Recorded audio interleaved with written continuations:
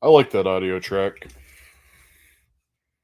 It's definitely got the good kind of haunting, eerie vibe that tends to be fitting for many of the things that we cover here. Yeah. That's actually from No More Room in Hell. It was a Half-Life 2 mod back in the day.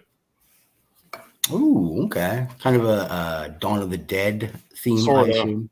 It's like, I don't want to say Left 4 Dead, but it's like, it's a co-op based mod, and you do objectives as a group, but you can also get infected and die, and then come back to life. Is it set in a mall? There's a mall map, I believe, but it's all Okay. different Yeah. maps. But it's a Makes co-op good based sense. game. Yeah. And the only way you What I kill really zombies is only headshots. That's the only way it works. okay. What I really love about that kind of inside reference is because the whole, there's no more room in hell is one of the great Yeah. opening lines of Dawn of the the Dead. 2008 remake of Dawn of the Dead, when the guy who played the survivor at the end of the original Dawn of the Dead is playing the part of the preacher in the opening sermon in the kind of flash videos that are clipped from the news. He's the preacher saying, "When there's no more room in hell, the dead shall rise and walk the earth." Byron, I could not hear anything you were saying. Can you hear me now? Yeah, it was just super loud. Yeah, sorry. My son's got his tablet right here next to me, and it is rather loud. So sorry about Yeah, that. Baby Shark. Yeah, of course it is. Because Yeah, he's I remember the 3. monologue that guy gave. He was the same guy that played in Devil's Rejects. If you recall the chicken Really? scene. I haven't seen that movie in so long. I've only seen it the one time. Well, they were gonna go buy chickens, and the one guy thought he was gonna fornicate with chickens. Because he was talking about his brother Captain Spaulding cooking the best chicken ever. Oh Lord. Yeah, you got to give that movie another watch, but as soon as you do, you'll recognize who I'm talking about. It's the same guy that did Sounds the whole good. thing about No More Room in Hell. The black guy that was on there. Yep. Like I said, it Bald was just head. such a nice Yeah. carryover that they brought him back Yeah. since he was in the original Dawn of the Dead. Mm-hmm. Yeah, I remember Another him nice in little that was facet of like that. There's the name of the mall.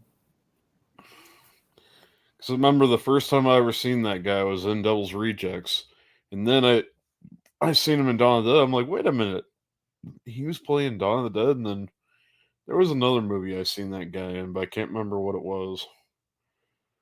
Yeah, No More Room in Hell. Definitely a oldie but a classic. Um yeah, so we got the oldest view, Dispersal. That's the title of the video today.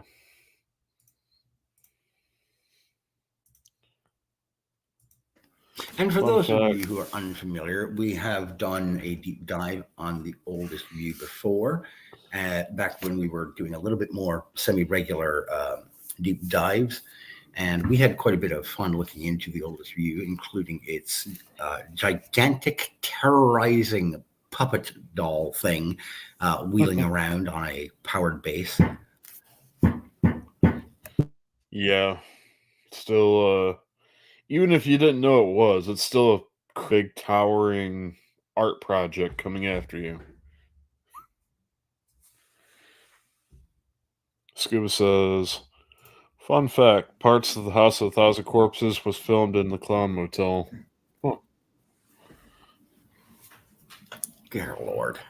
Again, not shocking. Rob Zombie likes to do anything and everything he can to just infest his projects with as much creepiness as he possibly can. Which, hey, I can commend the guy. I'm a big fan of horror, so hats He off to does the a man. damn good job, though.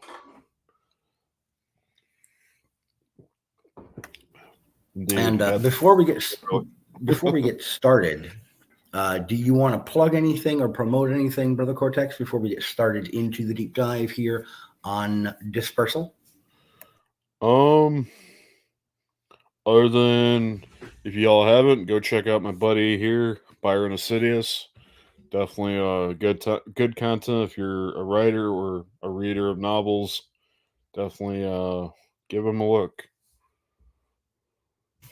I We mean, much appreciate that. might be a little brief, but you know. That's okay. I know that there's plenty of folks who also tune in to these deep dives who may not have been completely caught up with your lengthier streams of playing of different games. Brother Cortex is going through and doing some marathons of the Soulsborne series of games, including Yep. Dark Souls 1, 2, 3. He's going to be doing Bloodborne. Right after He 3. talked a little bit. Right, he talked a little bit earlier about possibly doing Demon Souls, but we're gonna see if he's gonna come up on that. Yeah, Demon Um, Souls is going to be much lengthier than I'd like it to be. The like I now, was mentioning before, the boss runs between your bonfire and the boss itself. Oh my god, it's a nightmare. What you have I to worry about is what's in between the boss and the bonfire. okay, because I've never played like any of the Souls games myself. I tried playing the first one, and just I'm not good enough at those kinds of games. But I've watched plenty of lore videos. I've watched playthroughs, and Demon Souls was one that never really stuck out to me as one that a lot of people played through, in large part because there was such a steep curve. Yes. Yet it's what kind of started the whole thing off to begin Indeed. with. And Demon Souls, correct me if I'm wrong, but wasn't it originally a Dreamcast title? That I don't know. What I do know is it started out on the PlayStation. As Okay. far as Dreamcast, I have no idea. But I believe it came out on PS3 a long time ago. Okay, I probably got it wrong then. I might be thinking of Yeah. a different game setting or series. Um. Soul Calibur was originally a Dreamcast fighting game. That might be Right. where I'm Soul getting Calibur. confused is with the soul in there. Right. But If you remember Onimusha, it was like yes, I a. do. Okay. Yeah. That's similar to a Souls-like, but it's like Resident Evil because of the fixed camera angles, but it's similar. Yep. Fixed camera angles, and most of your enemies were like some version of undead. So we kind of had that all.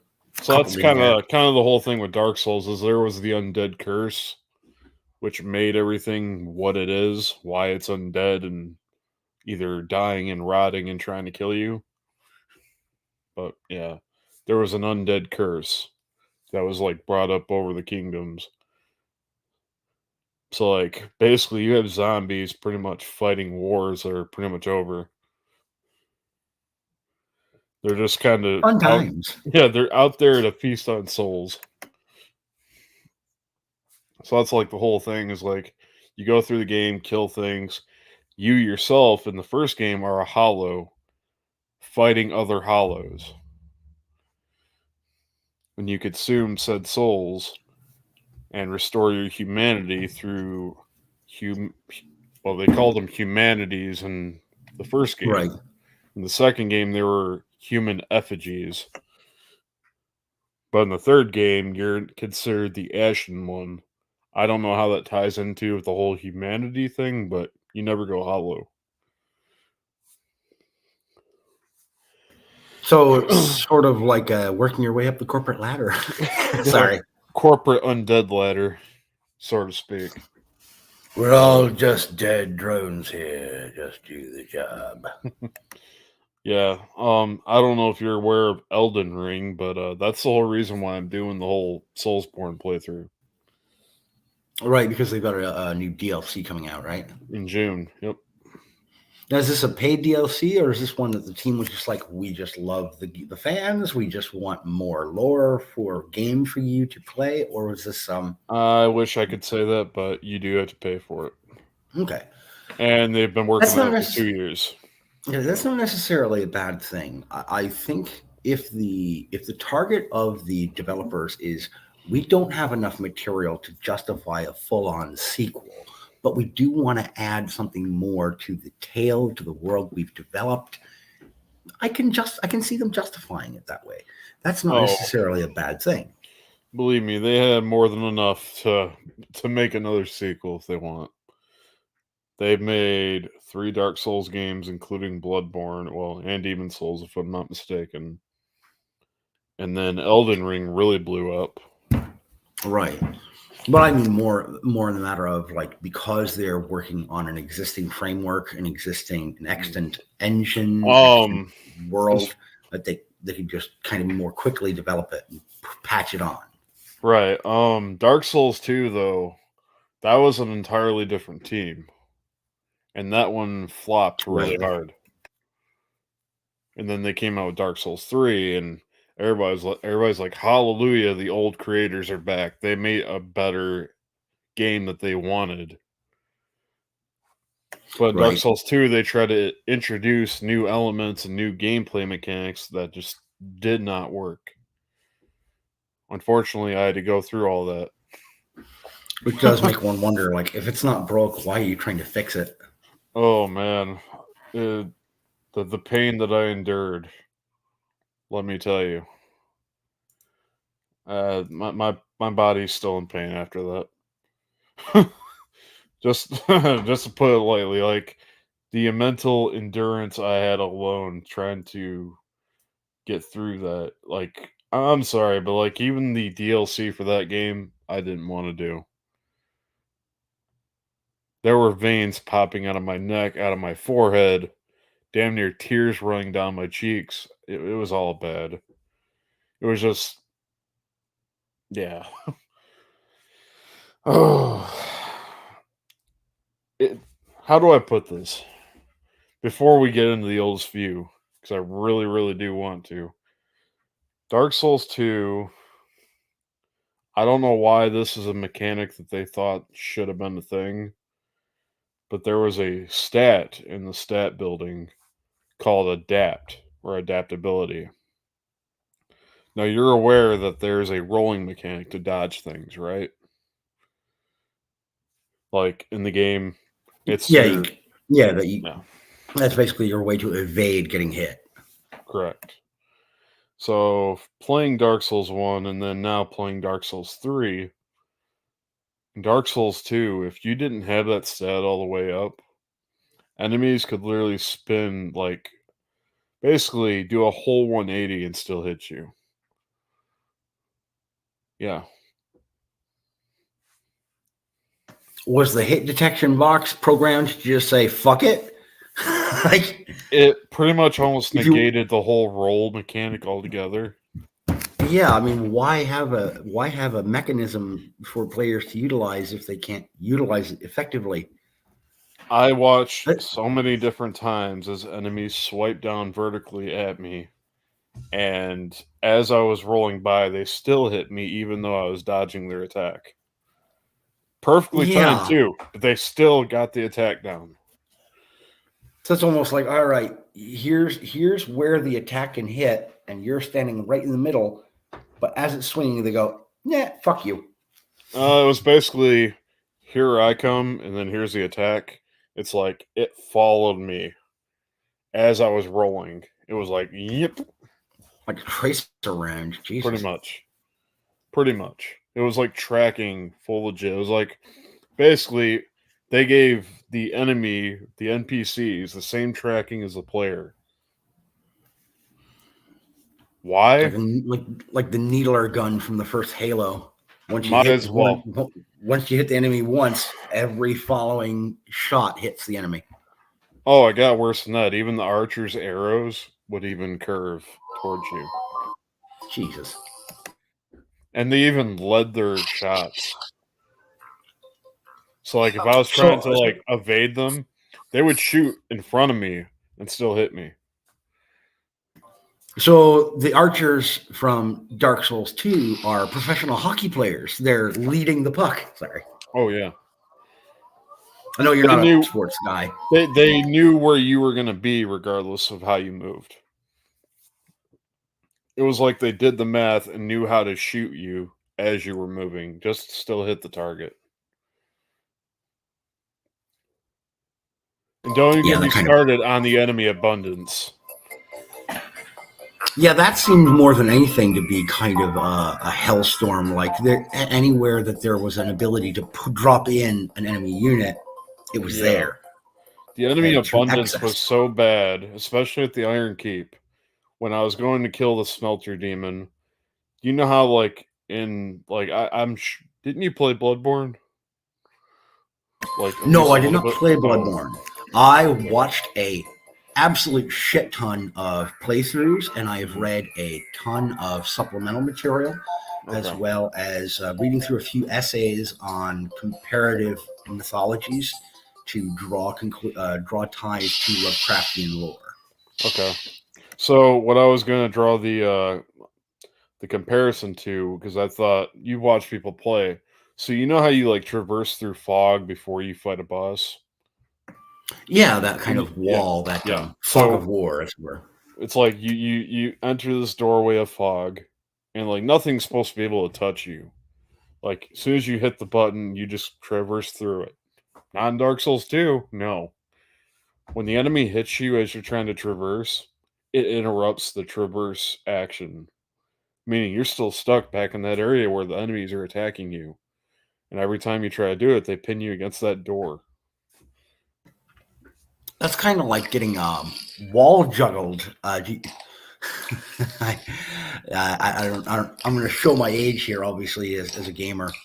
One of my favorite old school things to do in the original arcade or NES versions of Double Dragon was if you got an enemy pinned between 2 or 3 paces away from a wall and the wall itself, you could just keep punching or kicking them as Billy or Jimmy Lee and pretty much like that until they were dead.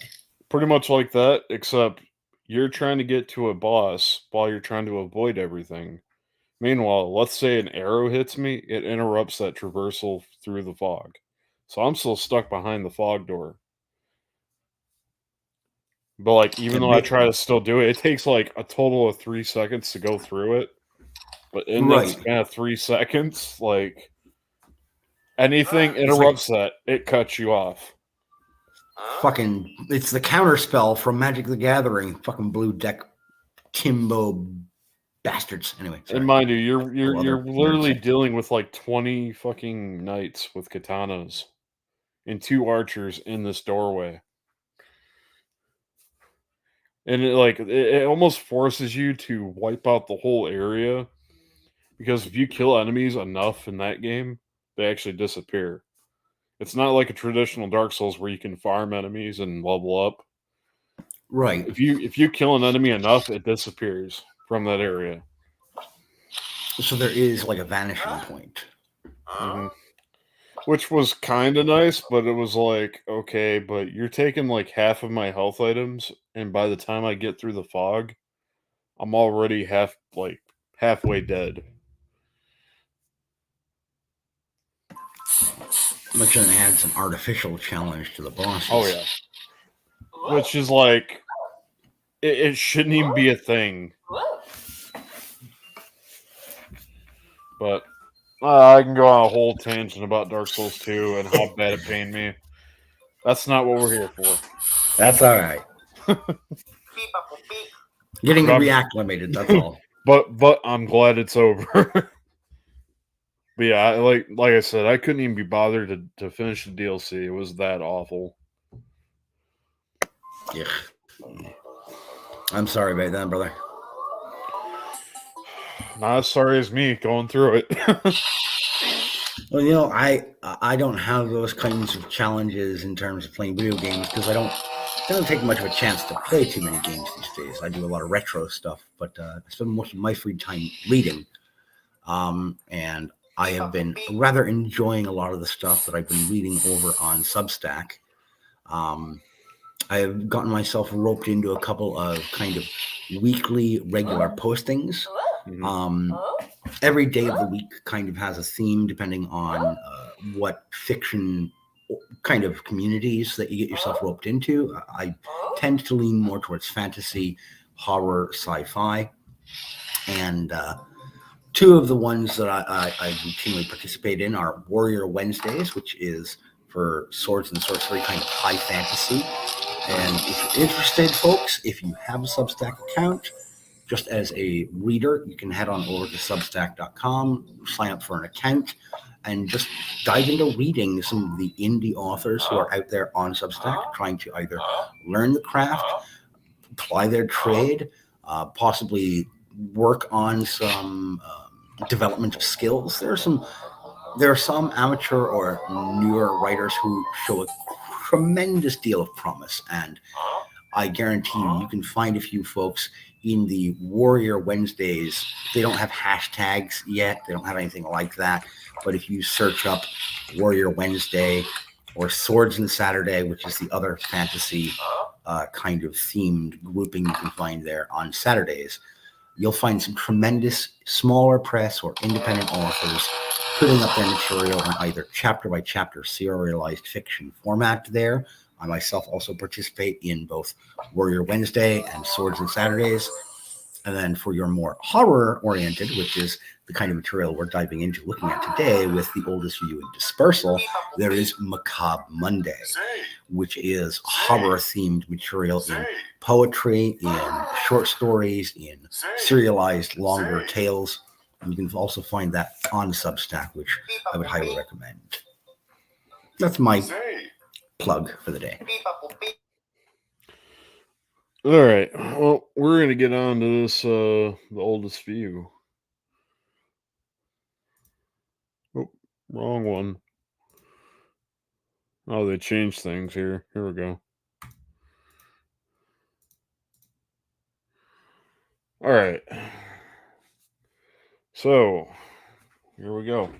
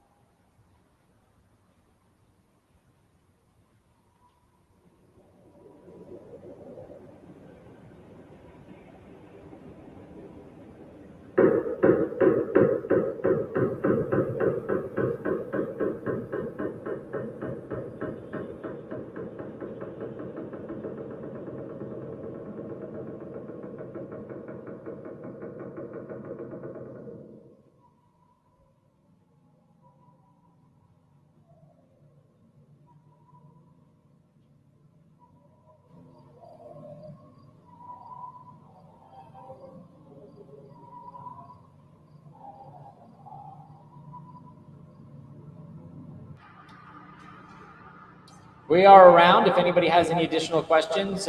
Thank you for your attendance. Thank you again to all of the city council people, to our to CC Broadnex for coming, members of the media and residents, and look forward to showcasing a groundbreaking here within the next number of months. Take care. Thank you. Thank you so much.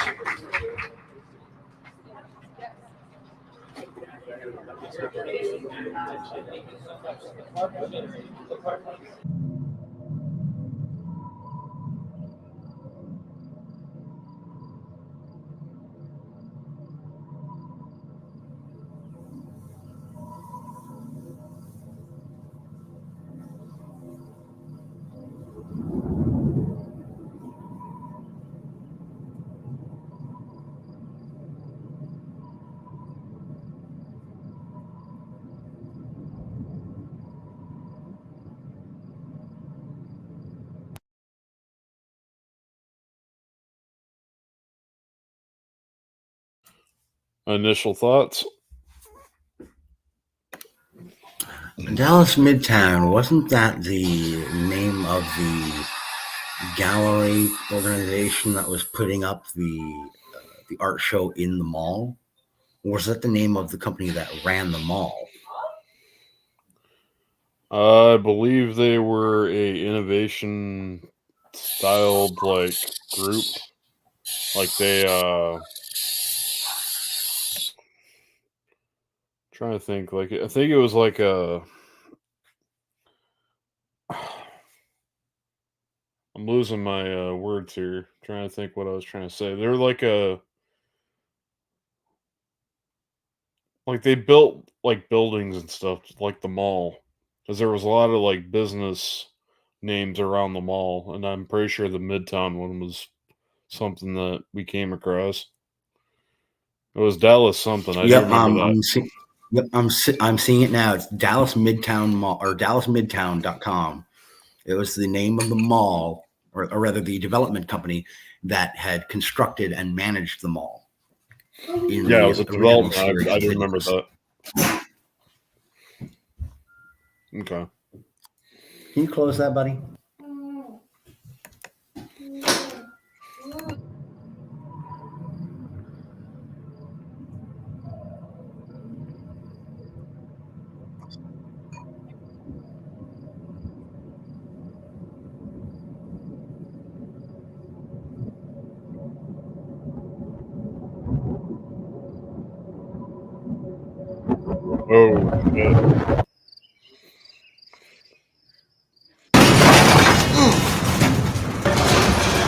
Oh, shit. Oh, shit. Shit. Oh, fucking hell. Okay.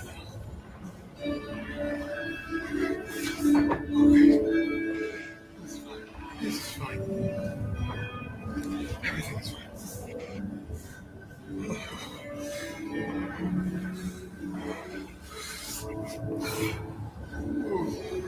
Oh, God.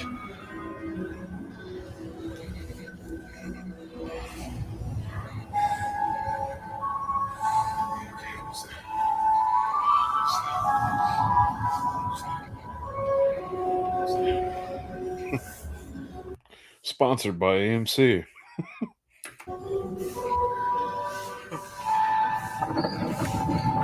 You've seen unspeakable horrors in films and television. Now see them in real life. Right.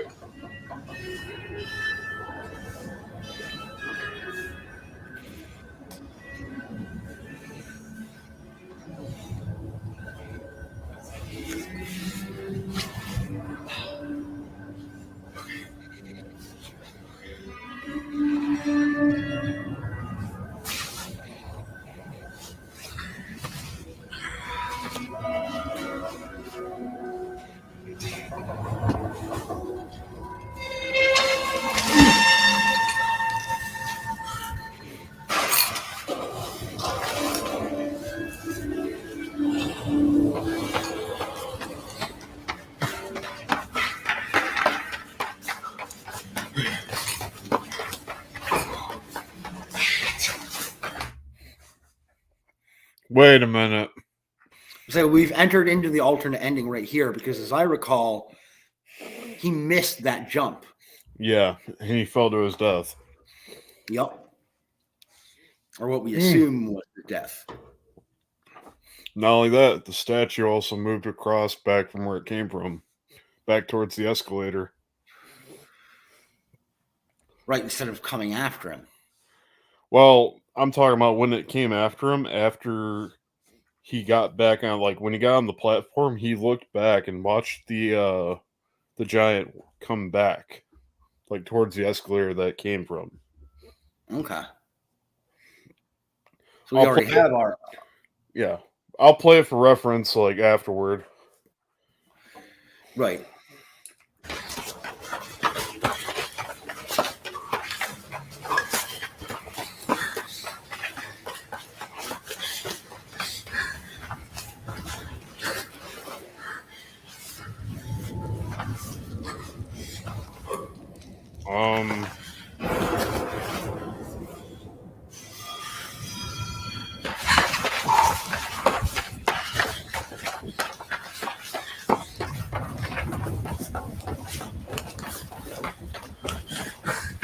How do we even know this is actually an exit?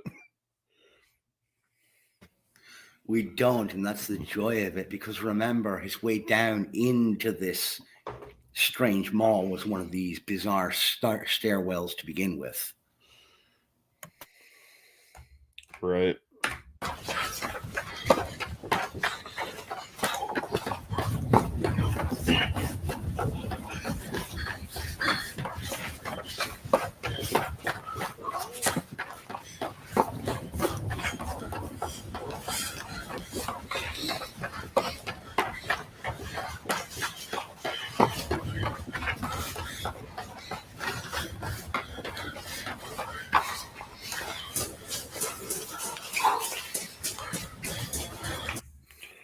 Wouldn't there be lights? Remember when he went there before there were lights? Right, that was in the prior stairwell that he descended. There are no lights in this True. one, which would possibly say that this is a different stairwell. But I'm also reminded of a great line from a Harlan Ellison short story, "Welcome to the End," which was, "You have escaped level 2-1. Welcome to level 2-1." Oof. Ugh.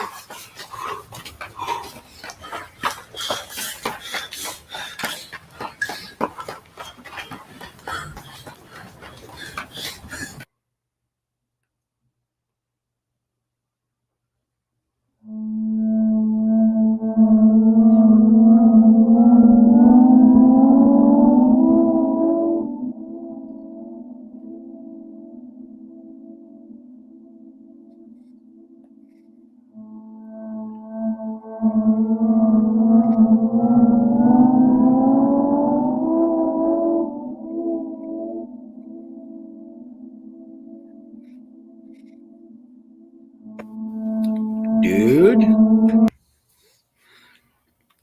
you are following a set of tracks that look eerily like they could be made by something heavy rolling through that terrain. Yeah. Why would you follow that path? I was about to say the same thing. Because look, if you look down there, like, you could see, like, where the wheels kind of, like, Right, skid through here. skid through, and it avoids all the bumps, all the like Yeah. rises that would disrupt its path. But how do we know it would even be disrupted?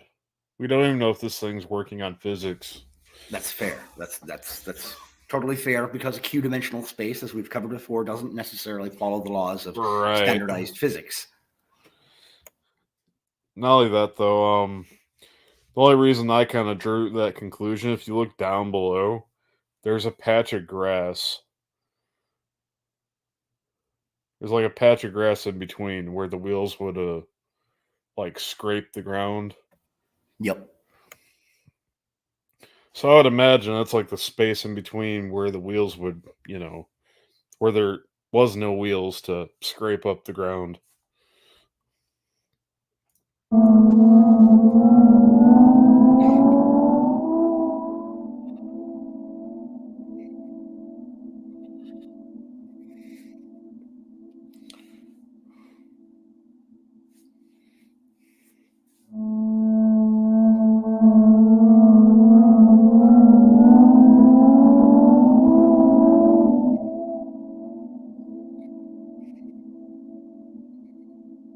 Where's his camera?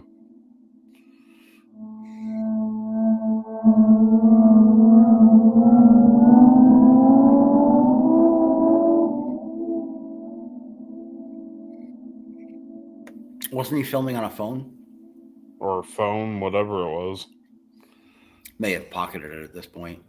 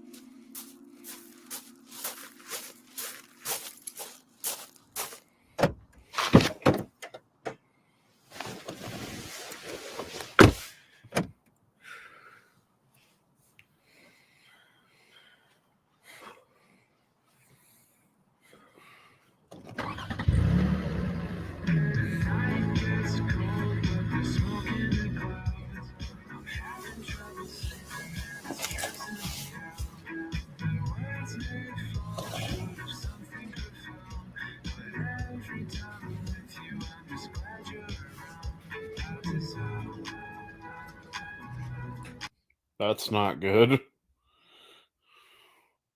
It said offline in maps. It might be, could be he had no signal out here. But then how is he streaming it before? Right.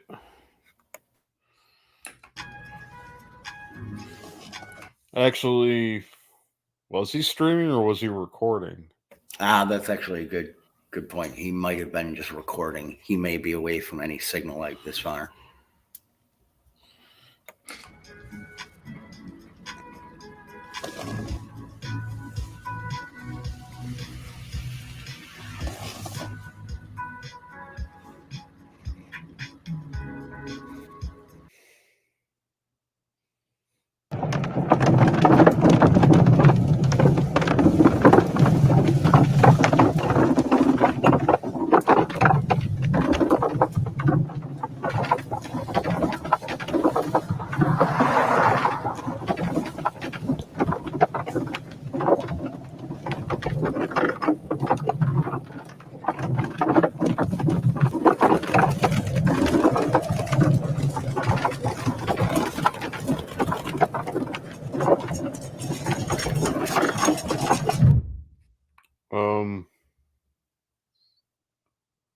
What? What?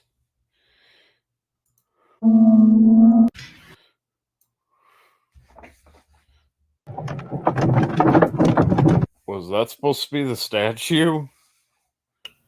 That's what I'm wondering. Like with the weird fisheye lens and Right. the rattling sound, like is this thing trying to follow him? That's what I'm wondering.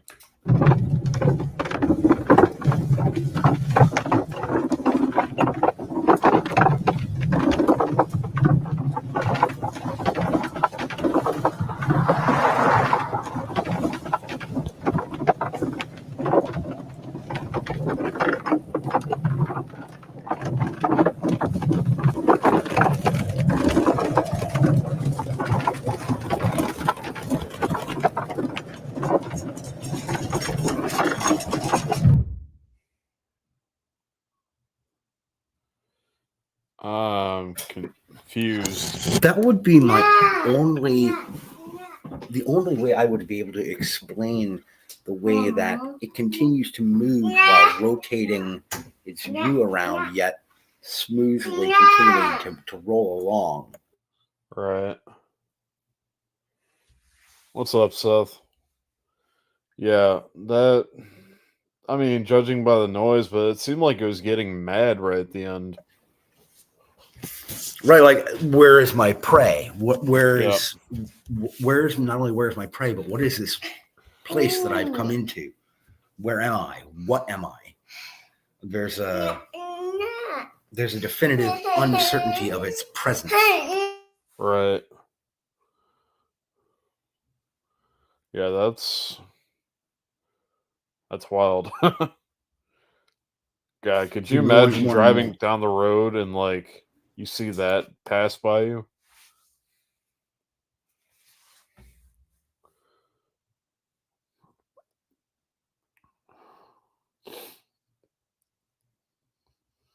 Right, that was the other thing. Like, there was another driver on the road that passed him, and he didn't like swerve. He didn't. The driver didn't go, "What the fuck was that?" You know, like swerve across the street or see it skid out on the other side of the road.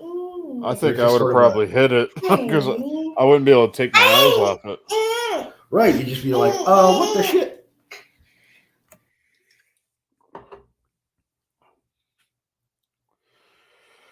Shit.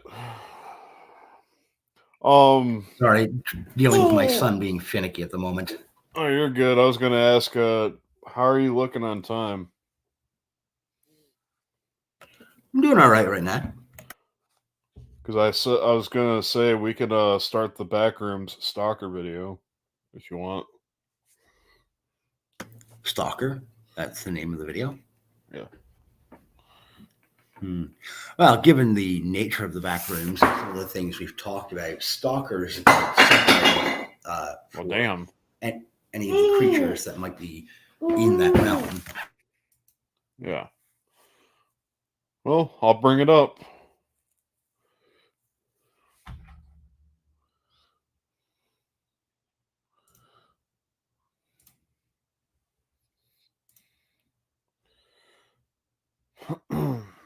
We'll just wait for Byron, and then we'll get this started. All right. Stalker. Oh, and briefly, for those of you unfamiliar, the reason, and they're not, most of you, if you're regular as far as, you will understand why we're connecting these. The Oldest View and the Backrooms projects were originally created and produced for YouTube by the same creator, Kane Pixels, hence the draw between these different artistic projects. Yep. So this video, currently the one we're watching right now, is not a Kane Pixels video, but it currently has it has 1.6 mil views. From what I've heard, it's gotten really good reception. So I figured we would check it out. Good to know.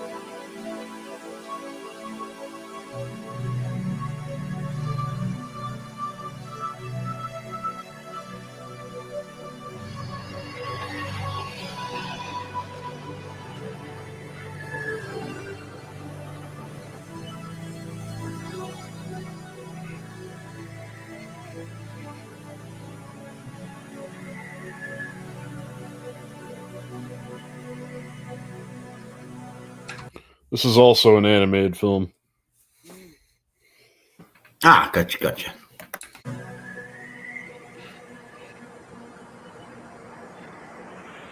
Yep, C-130. Once again, I want to thank you all for coming in on such short notice. I'll go ahead and skip the pleasantries since we're pressed for time to get right to the point. Remember that any and all information shared during this briefing is considered confidential. It should be treated as such until further notice.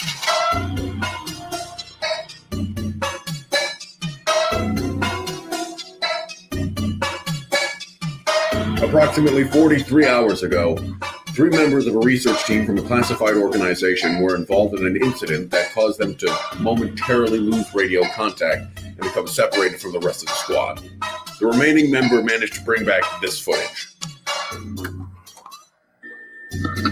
How'd the presentation go? It worked pretty well from what I've heard. Apparently they only had a minor discrepancy during the signing, but they managed to get everyone's signature in the end, so. All right. Well, that's good to hear. Do you know roughly when it'll go into effect? Probably sometime next week, but the details are kind of... Oh my god, guys! Big oof. Just a little bit. Yeah. Guys! Can you hear me? Grace! Nathan! Jason! Oh my god. Holy shit. Guys! Guys, are you alright? Hello? Can anyone hear me? Isaac, this is Standard. What's going on? I don't know. Me and my team, we're just walking and they just, I don't know, they just fell through the fucking floor or something. Please send help. I think I lost contact with them. They're not responding. I think they might be dead. Okay, Isaac, just stay calm, alright? We'll send someone down there and try to figure out what's going on and help you out, okay? Just stay put for now so we can follow your tether chain. Okay. Oh, okay, got it. Guys, can you hear me? Guys! Oh my god. This is what became of the researchers. We're not exactly sure how or why this happened.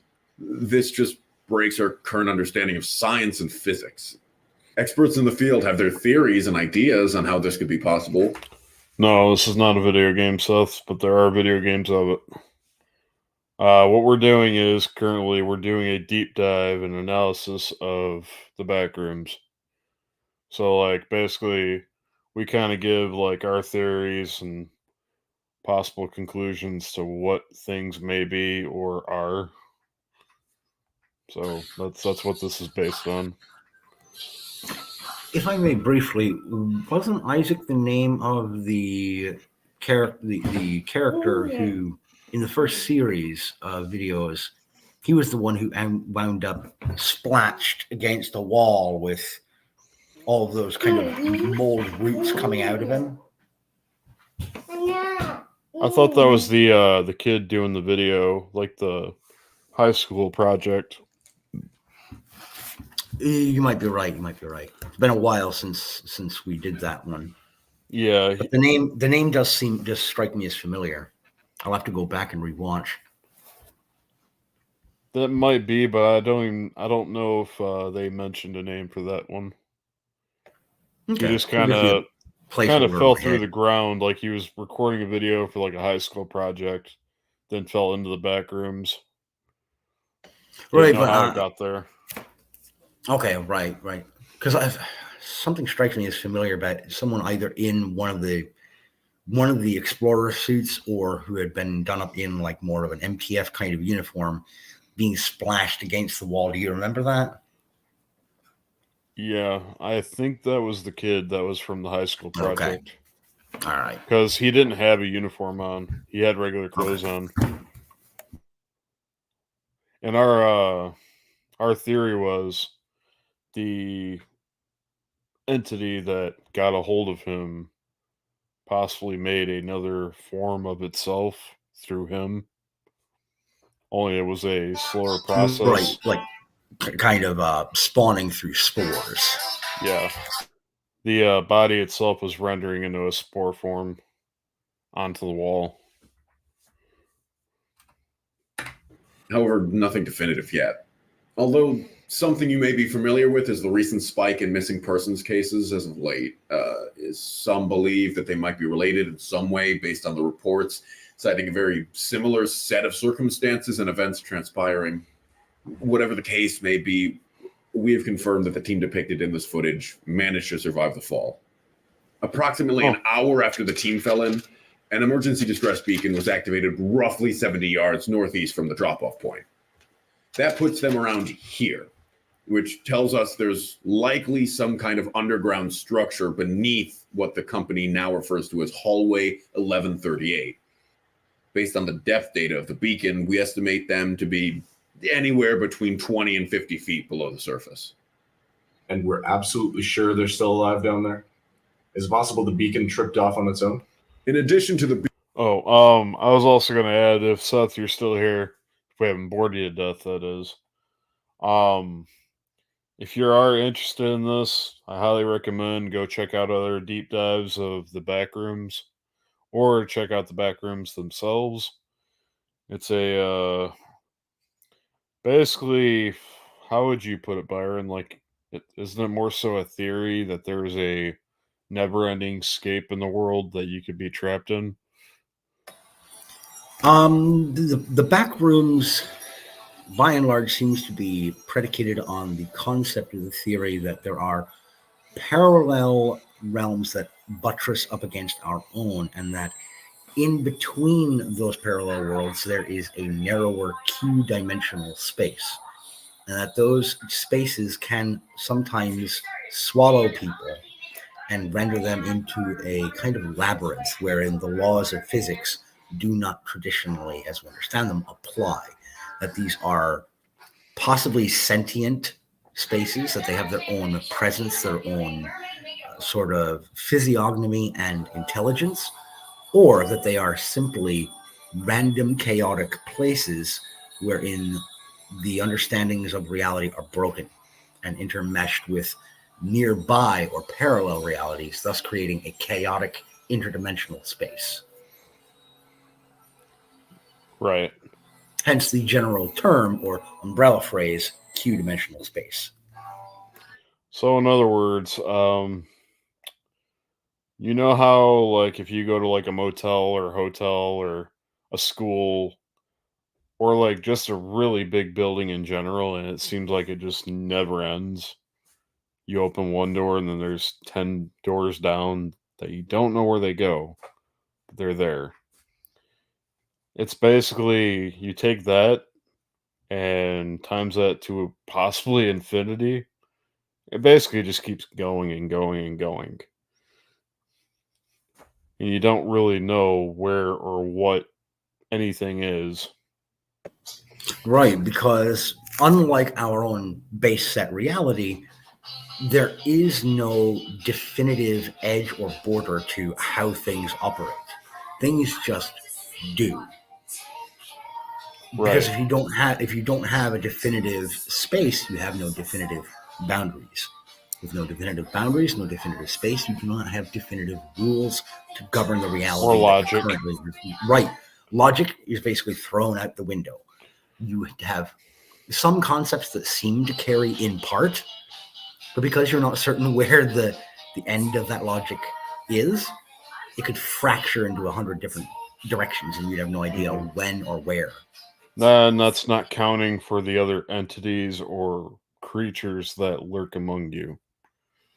Right, and this is one of my favorite aspects of Q-dimensional spaces is that any life form that could reside and propagate itself, or not even propagate itself, but that could survive and exist for any period of time in a Q-dimensional space would have to by itself be A, an apex predator, and B, not exist under the paradigms of morality or biology that we understand.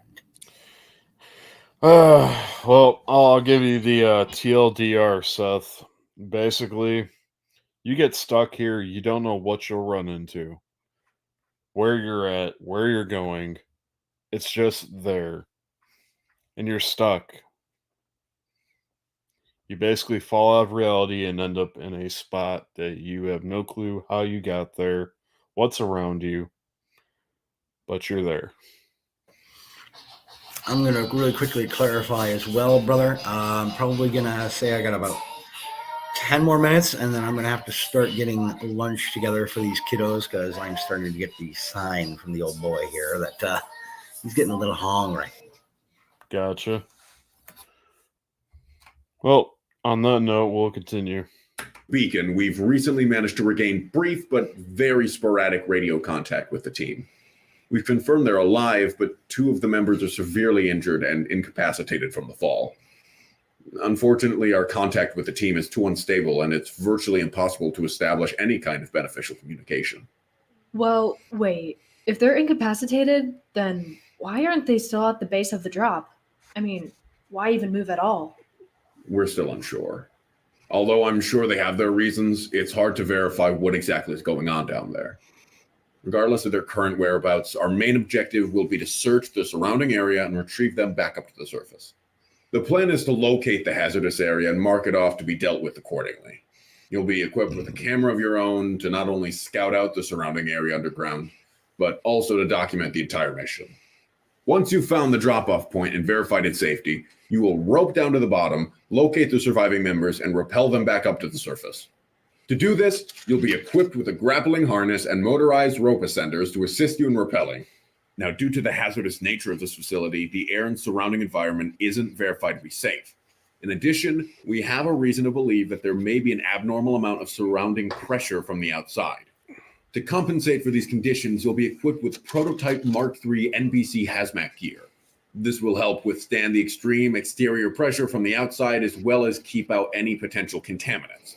It's crucial you treat the entire area as biohazardous, which means you're unauthorized to break or seal from the outside for the entire duration of this mission. We'll handle the research team and decontaminate them once they've been extracted and escorted back to the facility's outpost. You'll also be equipped with standard Colt 723 carbines outfitted with flashlights to compensate for what we believe to be low light conditions. Flashlights will also be affixed to your helmets for added visibility. Why the guns? Should we expect resistance? It's hard to say for sure. There's an unlikely chance you might encounter potential hostiles after you've made your descent. However, I'm not allowed to get into the details of what that might be. Wait a second. Of course not. Of course not. Why would you? No.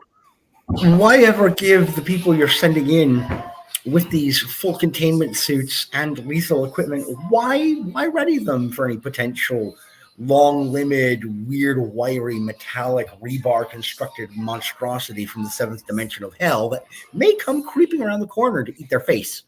Right. Or do whatever to them. Jeez. You know, I just want to really quickly point out here, if you have this much of a concern, why are you only going to send in 3 people? Right. Like, get Exactly. a battalion. Yeah, I'm pretty sure Or- that's the amount of people that they've been sending in with the company was totals of 3. Right, like, why is this magical number exactly what you're going to continue holding to? But they did Perhaps have they one never- for the tether, though, so I guess... I don't know. Oh, yep, that's 4. But that's a whole other thing we could get into about numerology and the divinity of certain numbers and why that seems to crop up so often throughout fiction, throughout literature, throughout epics and lore and legends. But I could go off on a complete tangent on that end. Can't even tell us what we're up against? Due to the classified nature of this assignment, I'm only allowed to reveal what my superiors deem necessary. But rest assured, there's nothing down there you guys aren't equipped to handle. Oh, well, thank you. I'm very assured now. Lieutenant Hudson, this isn't your standard point-and-shoot assignment. This is a black operation. Everything is on a need-to-know basis, and there are even details about this that I'm not aware of. Considering the team is still alive, it's pretty safe to assume that it's all clear down there. The weapons are merely a precaution. Trust me, if there was any tangible threat to the mission, you all would have been thoroughly informed about it. Now, if there's still a problem, we can always have someone replace your position. However, to those of you who stick around to get this done, the government will triple your rates and include a $500,000 bonus for each of you. Damn! But with that said, there are, of course, Hold up. As Hold I up. mentioned previously. Okay. Now, let's consider. You have just been informed this is a black ops operation. the government is going to guarantee you $500,000 each for the completion of this mission. And triple your pay. That right there should tell you I'm going to die. Because at the end of the day, the military is not going to pay out if they don't have to. Right. And they're going to tell you a big promise- number because they're probably sure you're not coming back to get Right, that number. As far as the decontamination of the previous team, here was my immediate thought. Yeah, it's pretty easy to decontaminate them when you're going to put a bullet in their head and burn the bodies. That's a pretty thorough decontamination. And that's the program that a lot of these kinds of companies and agencies like Async seem to specialize in. So, although I wonder if this project is going to mention Async. They just said the company. But we shall see. They said a need to know basis. That's true. But I am going to have to check out at this juncture, brother. Or is there a way to timestamp this for us to pick it up on the Friday? Yeah, we can do that. We're currently at 7:52 right now. All right, hold on 1 second. I'll write that down as well. Yeah, hold on a second. 7:52. Because I don't want to pick this up and end up not being where we're at before. 7:52. 7:52. This is back rooms. Stalker. All right. There we go. Saved my notes. Handy dandy. Yeah, he's not just sitting on a throne of lies, Sam. He is lording lies and a staff full of corruption. Yeah. I love, too, that they, of course, go for the stereotypical government agent with the dark mirror-shaded glasses. The aviators. Bald head. Right. He's like Agent 47 without the charm. Oh, wait a second. Yeah. Agent 47. He's looking had no like charm either. Hudson from Call of Duty Black Ops. I don't know that reference because I don't play Call of Duty. Here, just for shits and giggles, since we're here anyway. Hold up. All right. I'll show you a picture of Hudson.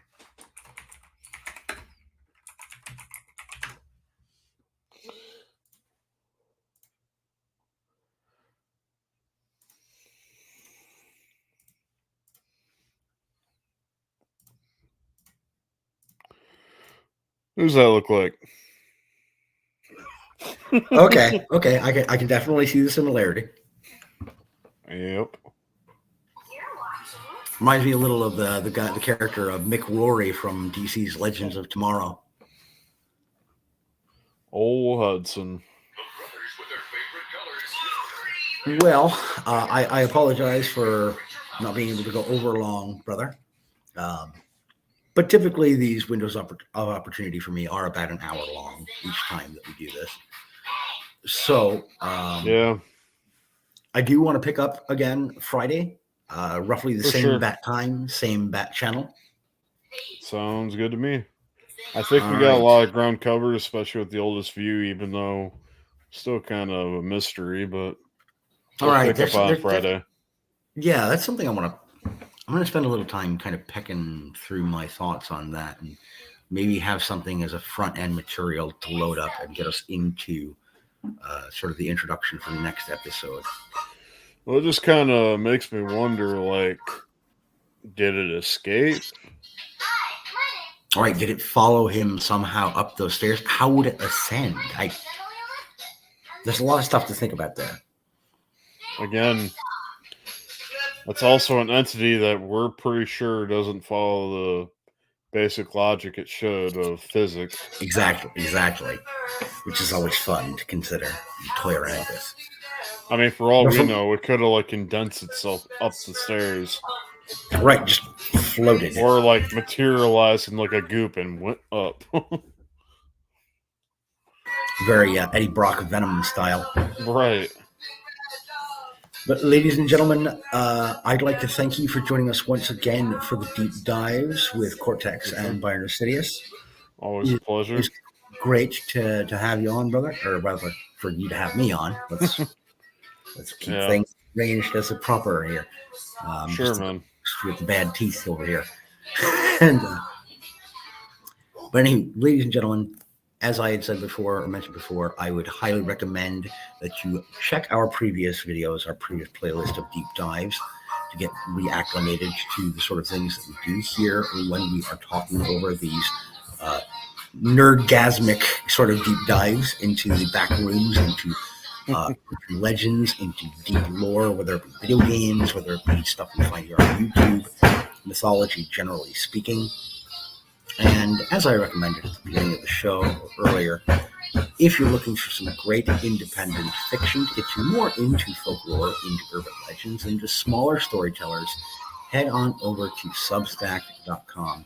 Set yourself up a reader account just to find some new material that you don't have to worry about tracking it down at Barnes & Noble or at any number of other big-name chain franchise bookstores, and that you don't have to worry about who was censoring this material before it was published, because nobody censors it. It's there as presented by the authors and independent storytellers on Substack. And on that note, I'll be getting back into Dark Souls 3. So if you guys would like, tune in for that. I'll be streaming it on both here and Twitch. And always remember, brother, never go hollow. Indeed. Otherwise, you look like a giant walking herpes sore. So like my ex-wife. Sorry. Oh my god. What's that? There's a broom in the sky? Oh, she must be coming into town. We're not Bloodborne yet. The fucking spiders that hang down everywhere. Right. But on that note, I'm gonna let you go, man. And all right, brother. We'll kick it off from there. All right. Cheers, guys. We're out of here. Much love. Be easy.